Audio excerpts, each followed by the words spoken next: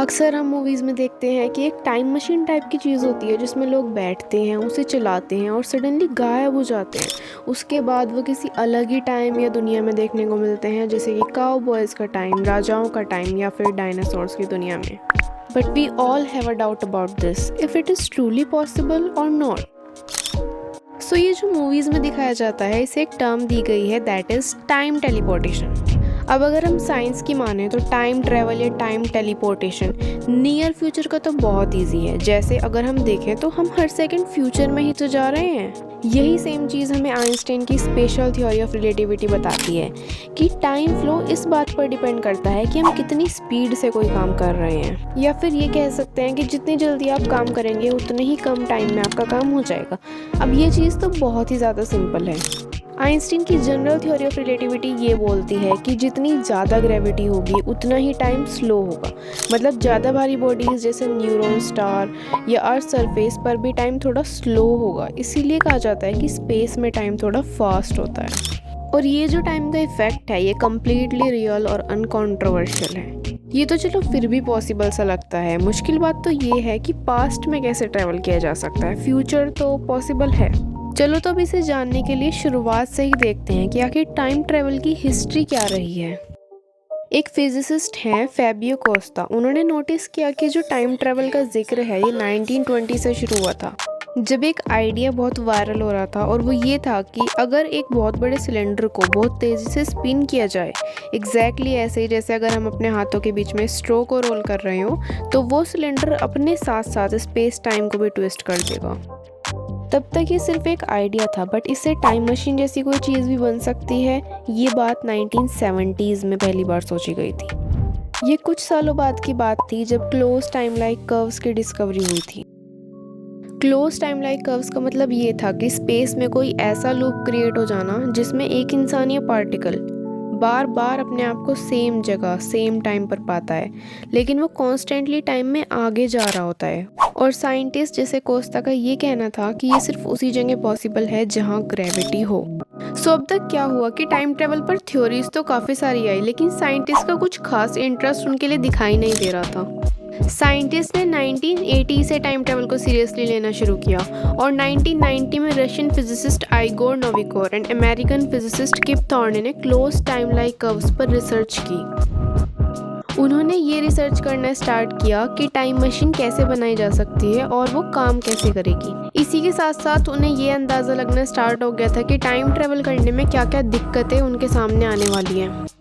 जैसे कि एक एग्जांपल लीजिए कि आपने एक बॉल को पास्ट में टाइम ट्रेवल कराया और वो बॉल अपने पास्ट में जाकर अपनी ही पास्ट फॉर्म से कुछ इस तरह टकरा गई कि वो कभी फिर टाइम ट्रेवल करने के लायक नहीं बची। जैसे कि हो सकता है कि उसने अपने ही पास्ट की शेप चेंज कर दी हो, जिसकी वजह से वो टाइम मशीन में एंटर करने लायक ना रही हो।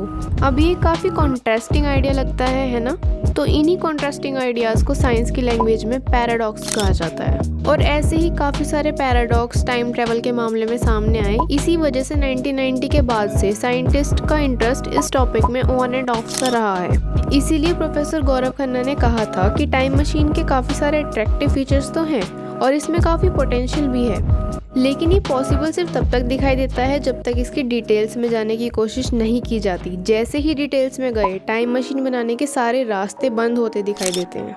ज़्यादातर टाइम मशीन मॉडल्स जो साइंटिस्ट ने अब तक सोचे हैं, उनमें रिक्वायरमेंट होती है नेगेटिव मास की और नेगेटिव एनर्जी की, क्योंकि एल्बर्ट आइंस्टीन की E=mc² की डिस्कवरी के बाद से ये पता चलता है कि मास और एनर्जी दोनों सेम ही हैं। ये थ्योरी कहती है कि जैसे इलेक्ट्रिक चार्ज पॉजिटिव और नेगेटिव हो सकता है, ऐसे ही मास भी हो सकता है, लेकिन आज तक नेगेटिव मास का कोई एविडेंस नहीं मिला। अब आप भी ये सोच रहे होंगे कि टाइम ट्रेवल के लिए नेगेटिव मास की क्या ज़रूरत है। ज़्यादातर केसेस में टाइम ट्रेवल की एक ज़रूरी कंडीशन होती है कि एक वर्म होल का ओपन होना काफ़ी ज़रूरी होता है। जनरल रिलेटिविटी थ्योरी के हिसाब से वर्म होल्स स्पेस टाइम में एक टनल की तरह होते हैं जो एक पॉइंट से यूनिवर्स के दूसरे पॉइंट को कनेक्ट करते हैं, और नेगेटिव मास के बिना ग्रेविटी इस टनल को कोलैप्स कर देगी विद इन सेकेंड्स। अब आप इसे ऐसे समझ सकते हैं कि पॉजिटिव मास या एनर्जी के अगेंस्ट कुछ वर्क करने के लिए हमें एक नेगेटिव मास और एनर्जी चाहिए, क्योंकि पॉजिटिव मास और एनर्जी वर्म होल को ख़त्म करना चाहती है। अब साइंटिस्ट जैसे खन्ना और गोल्डबर्ग का मानना ये था कि नेगेटिव मास एग्जिस्ट ही नहीं करता, बल्कि खन्ना का ये मानना था कि कुछ क्वांटम फिनोमेनाज में नेगेटिव एनर्जी प्रोड्यूस होती है, लेकिन वो बहुत ही कम अमाउंट में होती है और जितनी टाइम मशीन को बनाने के लिए नीड है वो उसके आसपास भी नहीं होती। अब खन्ना का एक स्टूडेंट है मलारी। उसने क्या किया कि उसने टाइम ट्रेवल पर एक रिपोर्ट निकाली और थ्योरेटिकली एक ऐसी टाइम मशीन डेवलप कर ली जिसमें नेगेटिव मास की ज़रूरत ही नहीं थी। ज़रूरत थी तो बस दो एक जैसे दिखने वाली गाड़ियों की, जो कि रेगुलर मैटर से बनी हुई हो, और अगर एक को पार्क कर दिया जाए और दूसरी को बहुत तेज़ एक्सेलरेशन के साथ पहली वाली की तरफ चला दिया जाए तो उन दोनों के बीच में क्लोज टाइम लाइक कर्व बनाया जा सकता था। अब सुनने में तो ये काफ़ी आसान लग रहा है, राइट? बट इसमें एक बहुत बड़ी दिक्कत थी और वो ये थी कि वो दोनों गाड़ियाँ इनफाइनाइट डेंसिटी की होनी चाहिए, और इनफाइनाइट डेंसिटी जैसा कुछ सिर्फ ब्लैक होल के अलावा और कहीं नहीं हो सकता। इसी वजह से ये आइडिया भी किसी काम का नहीं।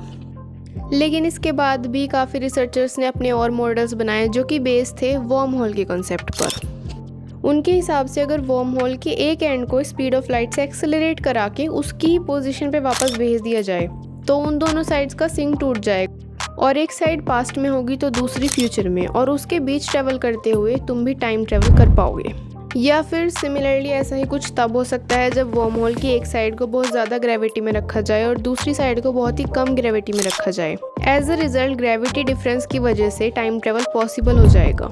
लेकिन इन सभी मॉडल्स में भी सेम दिक्कत थी और वो ये थी कि वर्म होल बनाने के लिए काफ़ी ज़्यादा क्वांटिटी में नेगेटिव मास की ज़रूरत है। इसके अलावा ये सिर्फ थ्योरेटिकली पॉसिबल देखे गए हैं आज तक, क्योंकि प्रैक्टिकली इनका प्रूफ कभी मिल नहीं पाया। So it may be considered as something like testing a pizza with no calorie. और सच बात तो ये है कि टाइम ट्रेवल पॉसिबल ना हो पाना सिर्फ इसीलिए नहीं है कि साइंटिस्ट को टाइम मशीन बनानी नहीं आती, क्योंकि फेमस फिजिसिस्ट स्टीफन हॉकिंस का कहना था कि ऐसा करना सिर्फ माइक्रोस्कोपिक लेवल पर ही पॉसिबल है। उनका मानना ये भी था कि यूनिवर्स ही हमें अलाउ नहीं करती कि हम टाइम ट्रेवल करें, क्योंकि यूनिवर्स नहीं चाहती कि हम पास्ट में चेंज लाएं। और इस चीज़ को उन्होंने नाम दिया क्रोनोलॉजी प्रोटेक्शन कॉन्जेक्चर। उन्होंने 1992 में अपनी रिसर्च में ये भी लिखा कि यूनिवर्स प्रिवेंट करती है क्लोज टाइम लाइक कर्व के अपीयरेंस को, जिससे कि वो हिस्ट्री और हिस्टोरियंस को प्रोटेक्ट कर सके। अब जैसे हमने वो बॉल वाला एक एग्जाम्पल लिया था, वैसे ही इस चीज़ को समझने के लिए एक और सिनेरियो आप सोचिए। मान लीजिए कि आप पास्ट में गए और वहाँ आपने अपने ग्रैंडफादर को मार दिया, वो भी जब तक उनके कोई बच्चे नहीं थे, तो फिर आपके एग्जिस्टेंस का तो कोई मतलब ही नहीं बनता। इसी चीज़ को एक फेमस टर्म से जाना जाता है, वो है ग्रैंडफादर पैराडॉक्स। अब ये जो सारी दिक्कतें सामने आई टाइम ट्रेवल को समझते हुए, यही प्रोफेसर ऑगस्टिन रायो का इंटरेस्ट थी। उनका कहना ये था कि पैराडॉक्सेस सिर्फ क्रोनोलॉजी या कैजुअलिटी को ही क्वेश्चन नहीं करती, बल्कि फ्री विल को भी क्वेश्चन करती हैं। अब मान लीजिए, देखिए फिजिक्स कहती है कि आप टाइम में वापस जा सकते हैं, तो आप अपने ग्रैंडफादर को क्यों नहीं मार सकते? आखिर कौन ही आपको रोक लेगा, फ्री ही तो हैं। लेकिन रायो का मानना था कि टाइम ट्रेवल हमारी फ्री विल को भी अलाउ नहीं करता। इसका मतलब ये है कि अगर आप पास्ट में जाकर कुछ चेंज करने की कोशिश करेंगे तो आप हमेशा अनसक्सेसफुल ही होंगे।